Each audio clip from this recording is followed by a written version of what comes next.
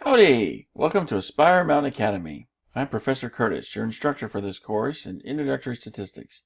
In less than 10 minutes, this video reviews how to use StatCrunch for hypothesis testing on mean values, as well as determining critical values for both one-tailed and two-tailed tests.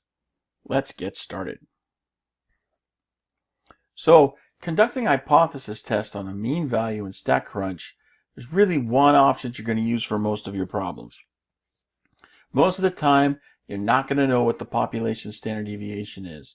So you're just going to go to Stat, T-Stats, one sample with summary. If you actually do have actual data, go ahead and select with data instead of with summary.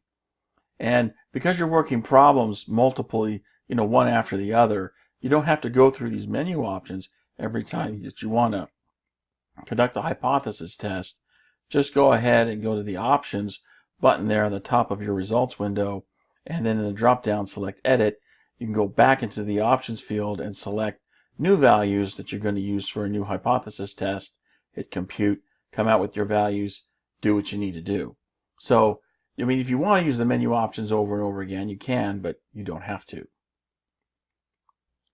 To find a one-tailed critical value in StatCrunch, all you have to do is put in your significance level into your distribution calculator, and typically you're not going to know what the standard deviation is for the population. That means you're going to use the student t distribution.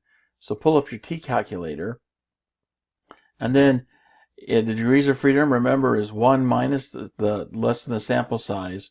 So here we have a sample size of 40, so our degrees of freedom is going to be 39. And here we have a left-tailed test because our alternative hypothesis has the less than sign, so it's like an arrow pointing to the left. So it's a one-tailed test with the region of rejection there on the left. And I put in my significance level, 5%. That's the area for the rejection region. And then the boundary of that rejection region is my critical value, which in this case is negative 1.68. So most problems you're not going to know sigma, so go ahead and use that t calculator. Put your degrees of freedom in, put your significance level in, make sure your inequality matches your alternative hypothesis, and then press compute, and out comes your actual critical value there in the middle. Likewise, in two-tailed tests, you can use that between option, but you got to remember the StatCrunch is calculating the area between the tails. You want the area of the tails. So when you're getting your critical values with any distribution calculator, really, you want to make sure you take the complement so that the area that's listed here is the area between the tails. So 5% alpha means that the confidence level is 95%. So I'm going to put 95% here. That's the area between my tails. Then I get those same critical values that come out for my distribution. So select the between option. Enter degrees of freedom. Again, that's 1 less than the sample size.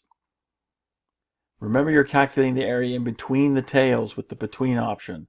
So make sure you take that complement of your alpha for the number you need to put in to that field. Press compute, and then out come your critical values. They're right there off the calculator. Remember, for a two-tailed test, you're going to have two critical values. One's going to be positive, the other is going to be negative. That is, of course, using the student t distribution. Same with the standard normal distribution. If you have a skewed distribution, like the chi-square distribution, then obviously both of those are going to be positive because it's not symmetrical about the mean value. That brings us to the end of this mini lecture. I hope you found it helpful. You can find more mini lectures for this and other courses at AspireMountainAcademy.com. Thanks for watching. I'll see you in the next video.